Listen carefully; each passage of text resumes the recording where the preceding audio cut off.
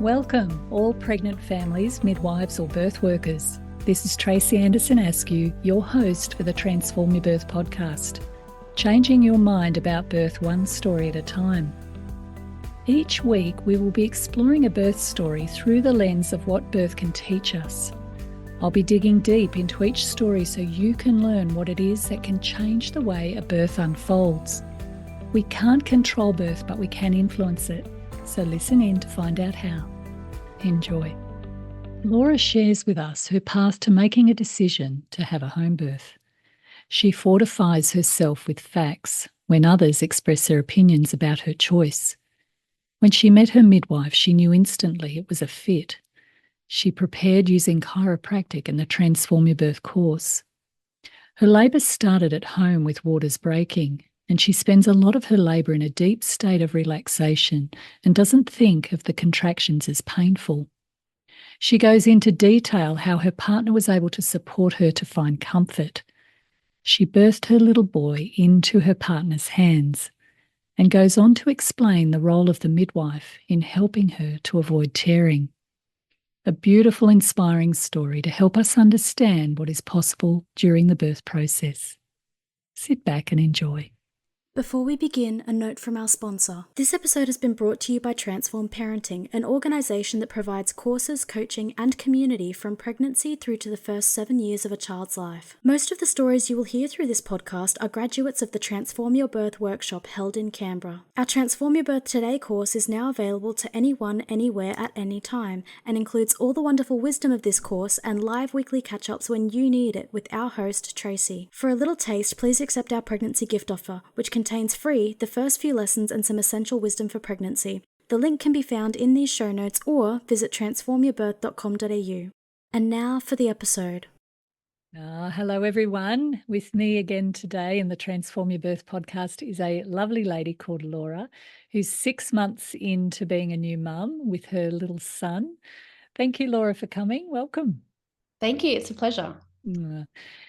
So Laura had a home birth, and it's lovely to listen to home births because that's where you really see birth in an undisturbed way, and it helps us to open our minds to what's possible in birth and to new and often new ways of thinking about birth. So Laura, I'm curious as to why you decided to go for a home birth. Do you want to just go into that question first? Yeah, sure. It wasn't a kind of, I suppose it wasn't a normal decision that my family would, I suppose, make. No one I know had ever had a home birth. But weirdly enough, I watched a lot of this YouTube channel that I really love. And this mum was a big advocate for home birth, but she was in America. And I was like, oh, that's a cool American thing that they do, you know, how lucky for them. That sounds really, really nice. Not realizing at all that it was an option here. It's just not something I'd ever heard of. So when we found out that we were pregnant, I was like, you know, I wonder if that is an option here, you know, like I haven't heard of it. I wonder if it is actually an option. Anyway, so I went on the big Googling journey, and it took me, I want to say, sadly, a long time actually to find it as an option for me. But I came across Care Midwifery that runs out of Queanbeyan, and I just decided to give them a call and see, you know, what the process was really to get involved. Because when we went to the doctor for that, you know, that 12-week blood test and whatever, they were basically channeling me into the normal hospital adventures, and I was just wondering, what is there another option for me? So basically it was a lot of research on my own part, because there wasn't really any information around for me to find, and I wanted a different experience to what I'd heard from a lot of people in my family, and I wanted to seek something else. So I was really determined to find another avenue. And I've spent a fair amount of time in and out of hospital with, you know, relatives and, you know, a bit of my own health. So hospitals for me were a place where something was going wrong. And I didn't feel like it was a place where I'd feel relaxed, like I'd feel like I was ready for something to go wrong, Yeah. rather than to know that, you know, my body could do this. So I wanted a space where I felt most comfortable, and that was my home. So there we Yeah. go. Home birth works well. Ultimately, a place of birth is a very, very big decision and can have a huge impact on what unfolds on the day and also the management of the pregnancy and also the birth. Very much so. Now, it needs to be something that feels comfortable for you, and to tune in to, um, I call it the inner compass, the inner wisdom, the part of you that can look through different options and get a sense of where you fit on any sort of given any decision we make about life. But too often we go down paths because they're well trodden by other people around us, or our GP tells us to go down this path, but we don't always think what feels right for me.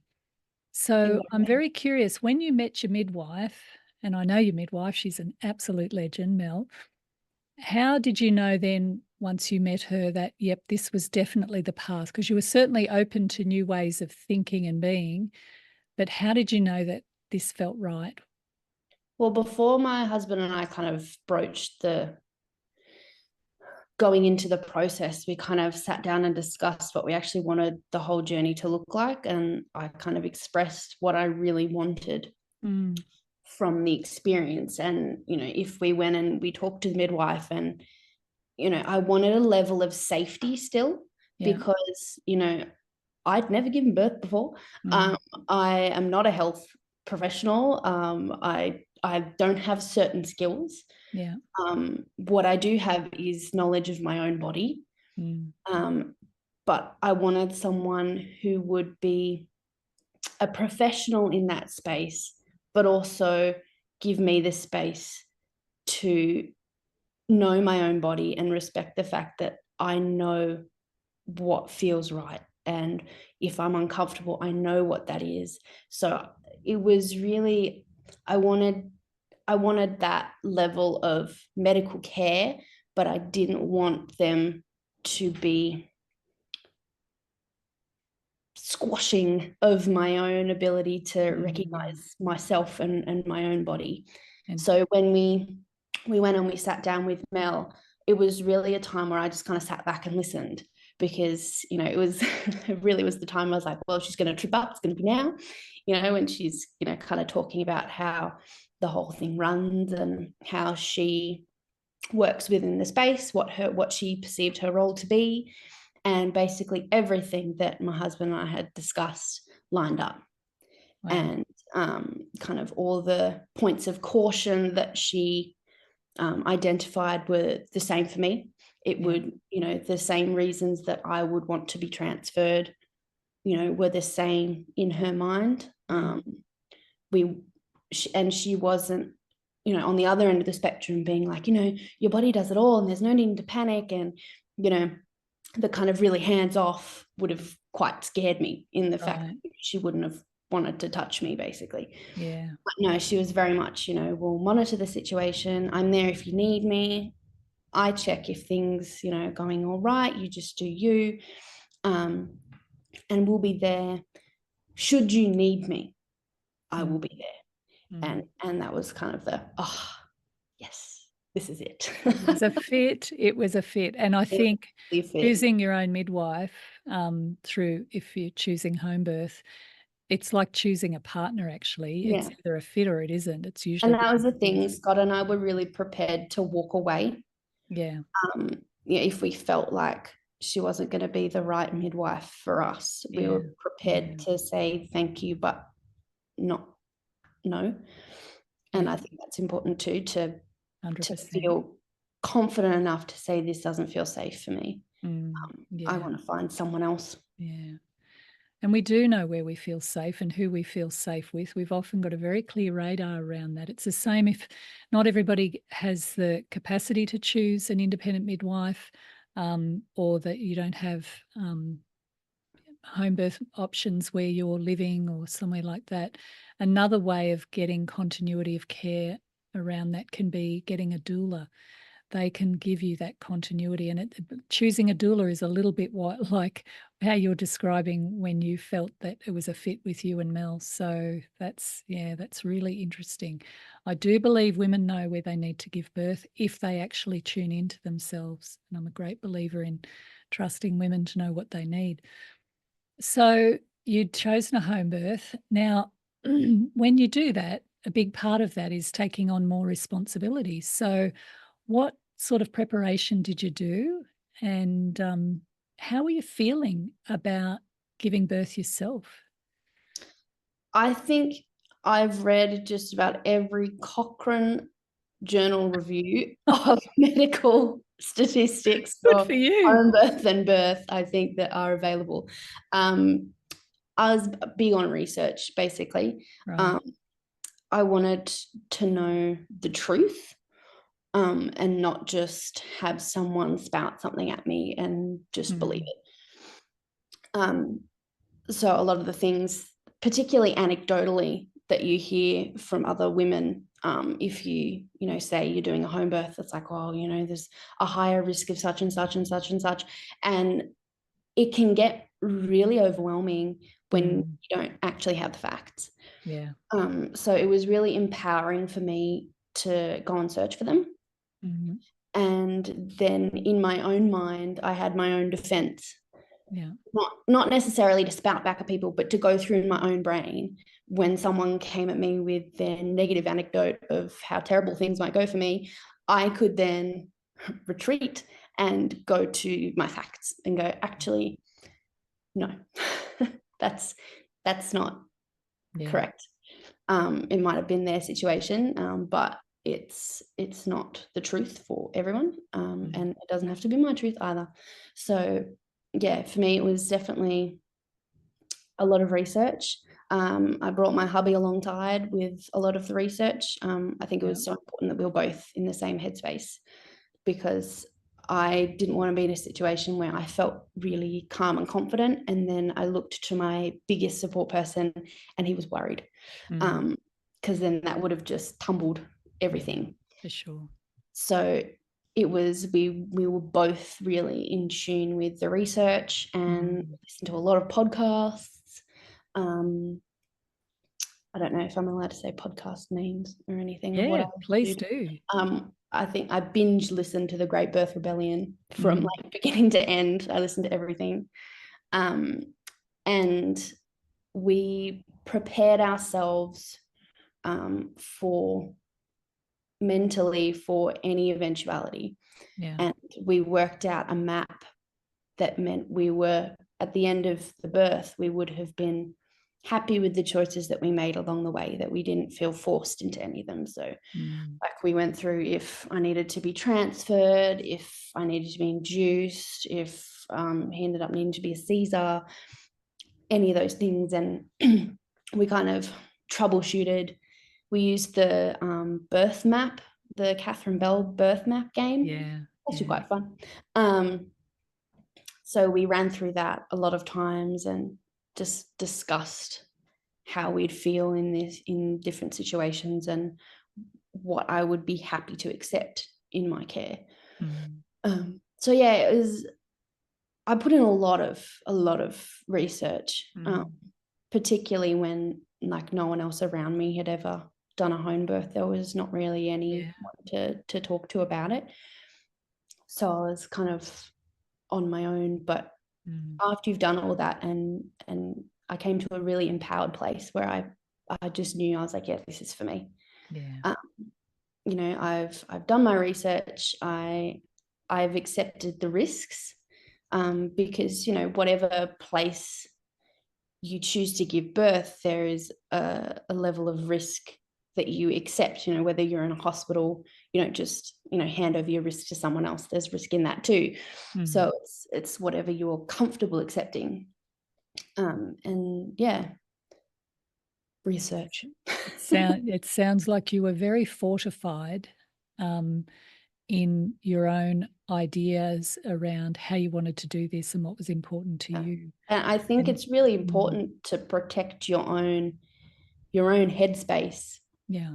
Because it can be particularly in pregnancy, I found everyone wanted to give me unsolicited advice. Whenever you're pregnant, everyone comes out with, oh, I'll tell you a story. And you most definitely don't want to hear them. But, they give them to you anyway, because I think a lot of the time people haven't had the option to share their trauma and properly go through it. So they just see the opportunity. So I think a lot of it is, you've got to have a really strong mental focus on, what you want out of your birth and why. Yeah, that's amazing. Any other preparation you did that made a big difference on the day? I had regular chiropractic care, because of my research. I found that there was a lot of research to suggest that chiropractic care and pelvic alignment helped with labor duration and minimized your risks of tearing and all that kind of stuff. So I had regular chiropractic care. I also had really bad back pain. So that was bonus back chiropractic care. What else? I did the raspberry leaf tea. I'm not sure whether that did anything, but it sounded positive. So I was like, why not? Can't hurt, right? It's tea. They call it a uterine tonic. So Exactly. That can be helpful. Yep. Exactly. Yep. So I did that. A lot of relaxation practice, including your breathing stuff. Mm-hmm. I have a bit of a kind of chronic pain background in my life. So the ability to kind of control your breath through pain has kind of been part of my relaxation world, I suppose. But regularly practicing that and bringing my husband into that routine as well, so that in the middle of labor, he could help me and remind me in that process. So we did a lot of, head to toe relaxation. So he would, put his hand on a part of my body and gently work his way down, and I would actively relax the part that he was touching. Wow. We did a lot of that kind of training, which really helped. And what sort of effect do you think my practice has had on your mindset and your physiological response to labour? I felt really empowered. Particularly, there's a lot of things you talked about, the knowledge that my body was made to do this, and that I didn't have to try and control a whole lot of it, was really relaxing. It's a really relaxing thought when you just go, actually, I don't need to concentrate so hard on what to do. I just need to concentrate hard on relaxing so that my body can do it. Yeah. And you don't even have to concentrate hard on relaxing, because you can't make relaxation happen. You just let it happen. Isn't that right? Yeah. So it was very much reminding myself my body is made to do this. Yeah. Nice. And so you did the Transform Your Birth course, and that helped to really align you with the approach that you were taking. You did some really great prep, Laura. So how about you share with us now how it unfolded for you? Yeah, well, it was funny because when we got home after your course, we were talking about, waters breaking and blah, blah, blah. And, how they often break during labor. And I was like, oh, yeah, cool. So I don't have to worry about that, blah, blah, blah. Anyway, mine broke before labor. So little Elliot was born on the Sunday, but my waters broke Saturday night. And Scott was, my husband was at work, and I had to send him an email because we were sitting in the bathroom before he was off to work. He was doing a night shift, and he goes, "Oh, are you sure I should go to work tonight?" I was like, yeah, it'll be fine. Nothing's gonna happen. It's all good. Anyway, he gets to work, middle of the night. I'm lying in bed, and I'm just like, oh, something's up. Anyway, I go to the bathroom. Sure enough, a little bit of a show and whatnot happening. anyway, so I quickly get on the email and I'm like, you might want to come home. Don't drive stressed or anything, but you might want to come home and get some sleep because, I think something may be happening soon. Anyway, yeah, so he gets home and just kind of sleeping. And we get to Sunday day and I'm just leaking. It's just gross, honestly. No, I don't think anyone, like, if your waters break before labor, I sympathize. It's, ugh, it's really yuck.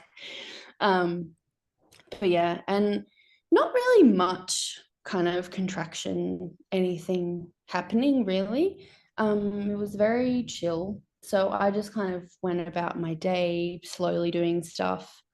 I felt if I sat and dwelt on it too much, I'd, get in my own head a little bit. So I just kind of continued like nothing was happening. And then when they started getting to a point where I had to kind of concentrate to relax, then I was like, oh, I think we better kind of go to bed now. So I actually hopped in the bath and had a bit of a pre-hop in bed bath, and just relaxed a little bit, and then hopped out of the bath, got into some comfy jammies, put on my relaxation music, and got everything ready. And I had for myself this little tiny pair of baby socks. They were like my little motivator. So I like had them on the pillow next to me and I was like, oh, every contraction is closer to you. So that really helped. Yeah, nice. And basically I just lay on my side in bed and walk down a lot of stairs in my mind, thinking of Tracy. Walking down steps, just going deeper and deeper and deeper still. And deeper still. We went deeper still a lot. Yeah, and I didn't really interact with my midwife at all. I left it all to Scott. Basically, I told him that he was in charge. I didn't want to be thinking about any of that. I just wanted to lie down and not think about it. I just wanted to be in the relaxation zone. Don't bother me, don't ask questions. I'm there. So yeah, he was kind of on the phone to Mel, my midwife, and saying she's doing this, she's doing that, and blah blah blah. And Mel was very relaxed about it. She goes, no, that's all right. And labor started to progress a little bit more, and we called her back and was explaining progress. And I still thought, oh, I don't really need her. And then I think it was kind of 15 minutes after we hung up from her, it started getting a bit more intense. And I was like, call her back. Call her back. She needs to get here now. So she arrived, I think around 6:30. Mm-hmm. Can I ask you, how were you experiencing your labour, and what sort of things were you doing with your mind to manage the sensations?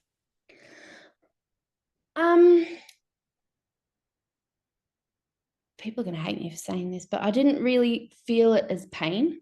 Mm-hmm. I really wanted to get that word out of my vocabulary, having a chronic pain background. Yeah.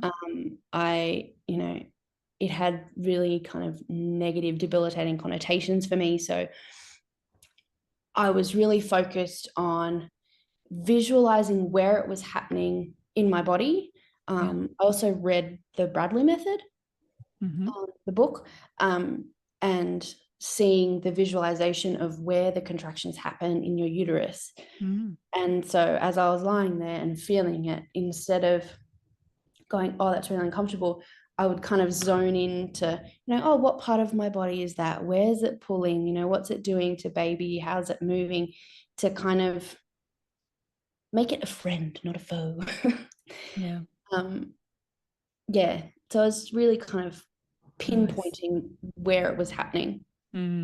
So it wasn't just this frightening thing that was happening to my body. Like I recognized its purpose and, what it was doing for me.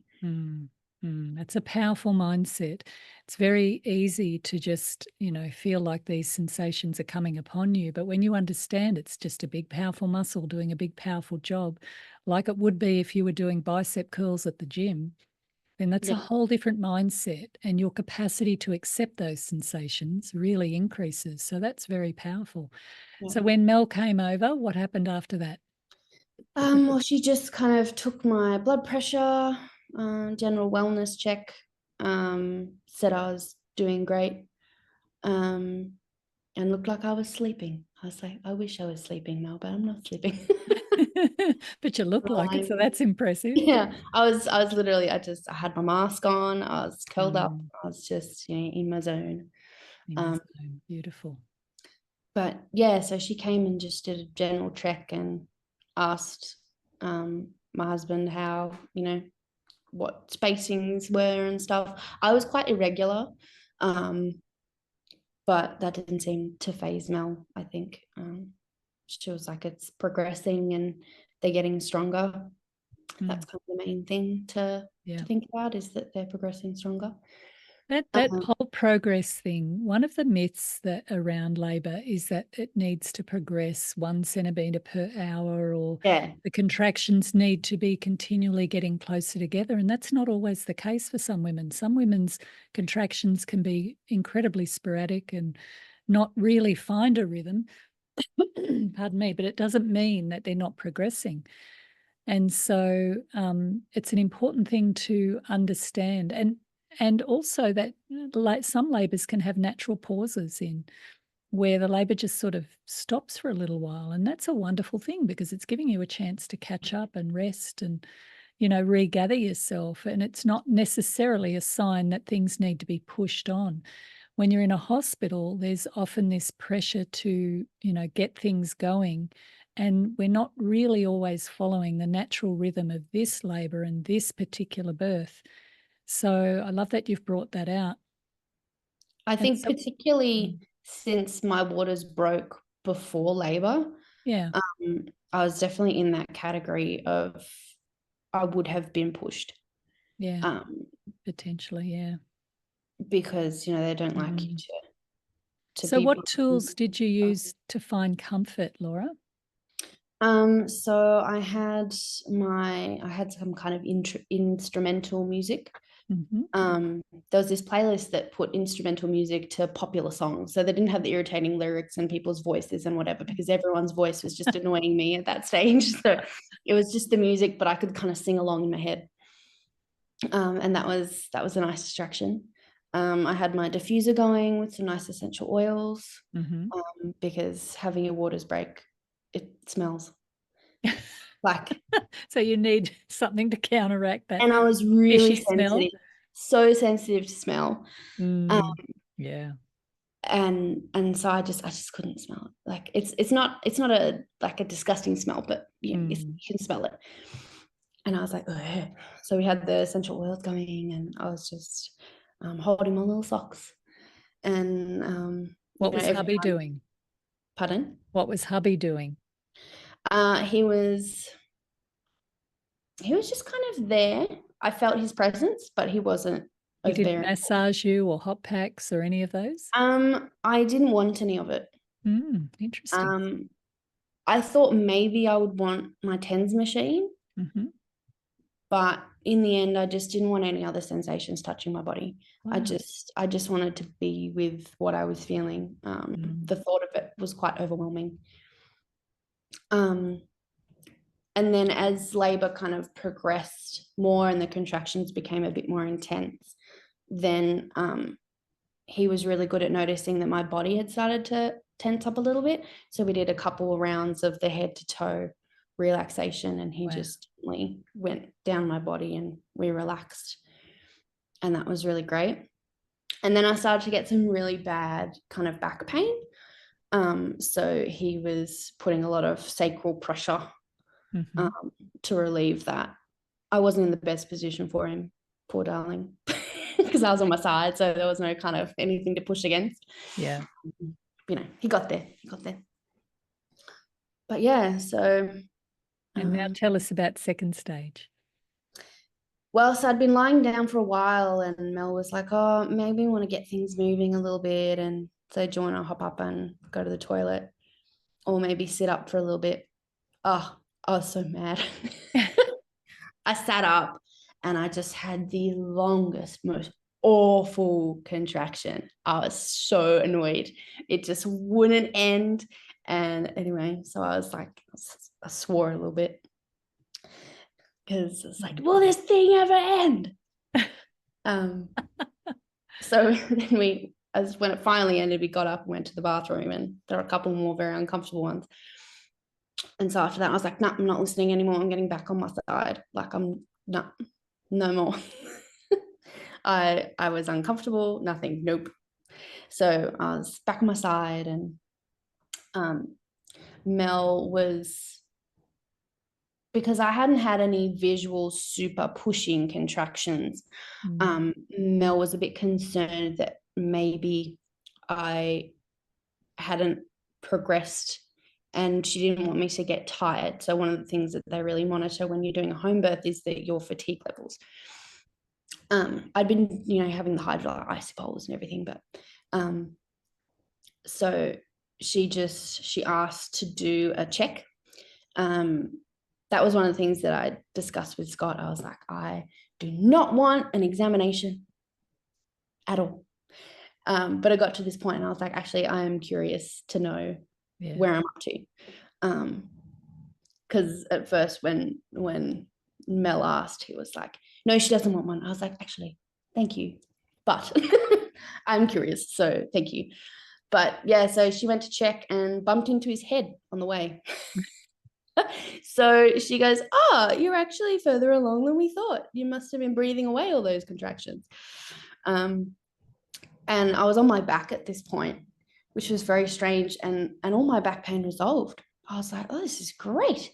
I'm going to stay here. Am I allowed to stay here and push on my back? Because you hear it's like the worst position ever to be birthing. And I was like, I'm so comfy. I could stay here. Anyway, so despite all of in my brain going, don't push on your back, it's really bad to push on your back, and blah, blah, blah, I'm here on my back going, I'm actually comfy. I'm not going to move.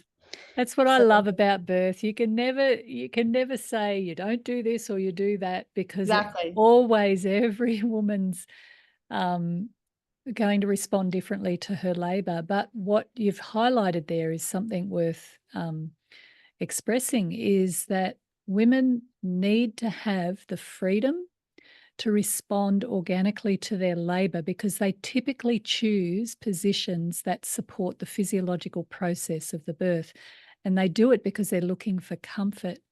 And so when they find comfort, even if it is on your back and even if it is narrowing the pelvic outlet, which we all know it does, but that felt comfortable for you, then that was the perfect position for you to be in. So we can't get too caught up in theories. At the end of the day, you've got to follow what your body tells you. Yeah, exactly. And so I was just on my back, and I'd get the big wave and I'd breathe it away, and the big wave and breathe it away. And my midwife goes, you're going to have to push. You're going to have to take one of those contractions and push. Otherwise, you're going to be here for a really long time. Particularly as like my first baby, the way is not paved, as they say. So it requires a bit more effort. So with the next wave, I gave it kind of a good go, and like a lot of effort. I was surprised by the amount of like physical oomph to get this baby moving. And then you get the kind of really deep vocalizations, and I think I scared my husband a little bit with the sounds. That's good. That'll keep him on track for a few years. Yeah. He now knows what's inside of you. Oh yeah. And so I was kind of using him as a counterweight, kind of pulling against me and using that energy. And at the end of it, he goes, whoa, I didn't know you were that strong. You now know, so don't mess with me. Careful. But so it was, I think I was only pushing for maybe about 20 minutes because I'd been able to relax, and baby had just moved himself down really until it got to the crowning bit. And when it when it got kind of close to crowning, that was when Mel kind of took over, which I was very grateful for. Yeah. And there are benefits and non-benefits to coach pushing, and in this scenario I was very grateful to her, because I'd been breathing away so many of my pushing contractions. I wasn't really in tune with them, and their power and all that kind of stuff. So she protected the perineum. Lord love her. Bless her. Yes. So before birth, I'd had a lot of chats with her about perineal management and that kind of thing. So it was really high on my priority list to manage that. So she was all over that, which was fantastic. But yeah, so she basically really gently coached me through birthing his head, so that I didn't have any tearing. Which that was probably one of my biggest fears, was tearing. So I was very, around all the massage and everything leading up to it, and then really, advocating for Mel to do perineal management, and it was already on her list of stuff to do anyway. So, but yeah, so his head was born, and the relief, utter relief. Not that was the only point where I felt what I would describe as pain. The others, I don't know if it makes any sense, but there's pain has different noises for me, and the contractions were kind of a lower noise, whereas birthing his head was quite a high-pitched kind of pain. Whereas contractions were more of a deeper pressure and a deeper power, whereas that kind of sting was a bit more takes your breath away for a minute, but then it's over. It's like so quick. So that didn't hang around for very long, which is great. And so we just kind of waited for a bit. There was a nice pause, and my hubby got to catch the rest of Bubby, which was pretty cute. Nice. And tell me if it was a boy or a girl. And then Bubby was, put to skin, and and then they managed the placenta. Well, I say managed, they kind of let the placenta do its thing and made sure I was all right throughout the process. Yeah. So very hands-off, not the typical term of management, but yeah. Beautiful. So, Laura, what did you learn about yourself as a result of your journey to bring this little fellow into the world? Incredibly powerful. So powerful, and mentally strong as well. What I'm able to protect in my own brain, and I was able to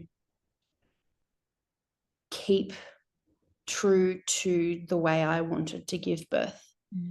And having said that, if I was unwell or baby was unwell, we would have gone to the hospital. I wasn't so fixated on this journey that I wasn't going to look after me and my baby. But I think part of that is I was empowered that I was making the choices, I was making the calls, and that I wasn't being pushed either way or scared either way into making a choice for me and my baby. I was able to assess all the facts beforehand, so that in the moment, because Mel was able to ask me, your waters have broken, and she was very matter of fact. She said, you're at risk of these things, as because all of my research, your options are this and this. what would you like to do? I said, well, I'd like to wait and see, please. So I was, Mel was great at giving me the medical advice and the facts and allowing me to then choose what felt safe for me. So how do you think your birth has impacted your early parenting? I think it was such a beautiful experience for Scott and I that we've just felt so bonded. It was such a beautiful, beautiful birth. And my recovery was beautiful. That, we've been able to look back on it really fondly. Like we even kind of, reminisce about labor and different things, and it's a really positive memory. And I think it's also helped me to bond really well with Elliot, because we got that skin to skin for hours and hours and hours and hours, and nothing interrupted it. So Mel didn't do a whole bunch of the baby checks until the following day. Like she did the main ones, obviously, to check he was healthy and, okay to be left with me. But then we were left on our own. And it was really beautiful. It was, the midwives left such small footprints in my labor. Like, they were hardly there in the best way. Like they were really looking after my well-being, but I hardly remember them being there. I remember me, I remember my husband, and I remember my baby. And, I remember being at home in my bed and, all those special things. And I think that has really bonded us as a little family unit. Beautiful. Yeah, we don't realise that the impact of birth, it sets the scene for what happens on the other side. And it's not always the type of birth, it's what gets activated in the mother and the people she loves around her. And that next journey is a very intense journey. So birth does matter. But as I look at your story, Laura, you really took on the full responsibility for your birth and following your own inclinations towards making a choice to have a home birth, then backing yourself up with really becoming knowledgeable about the whole process, about the risks, about being okay to transfer, having a midwife who you felt really bonded and connected with, who you could communicate with. She knew who you were, what was important to you. No doubt lots of rich discussions prior to the birth to set you all up. You did some beautiful body work through chiropractic. We had another couple on the podcast who were both chiropractors, and they had a very straightforward birth as well. And they put it down a lot to chiropractic. And if you want to sort of understand the mechanisms behind that, it's really about making sure the body is aligned and the nervous system is communicating in its optimal state. And, the blueprint of birth and creation, I guess, is wired into our nervous system. It's not something we make happen. So having that communication in your body really optimized through some good body work can make a really big difference. But I just want to commend you for the sort of preparation you did. You also did the practices in being able to relax deeply. And a big part of your labour was in a very deep state of relaxation, lying on your left side. And that obviously worked really, really well for you. So thank you so much for sharing a beautiful, inspiring story. There's a lot of good wisdom in Laura's story because she's really helped us to understand a few things that made a big difference to her. And it helps us to understand what the possibilities are around birth. Is there anything you want to say, Laura, to finish off? I would just say to women, knowledge is empowering, and you know your body best. And I think if you take the time to become in tune with your body and your baby before birth, then then you can be really present in the process of labor. And I think that that's a really powerful state to be in, going into, one of the most powerful things that your body will ever do. Absolutely. It's the biggest job a human body does, is to conceive, grow, and push out a baby. It's a very big job. So thank you, everybody, for listening, and we'll have some more goodness for you next week. So bye for now. We hope you enjoyed this episode. Please subscribe and share this podcast. This episode has been brought to you by Transform Parenting, an organisation that provides courses, coaching and community from pregnancy through to the first 7 years of a child's life. It is a place where you can learn, get support and grow into your role as a parent. Why not take advantage of a special gift for all pregnant women at transformyourbirth.com.au. Or if you have children, we have a gift for parents also.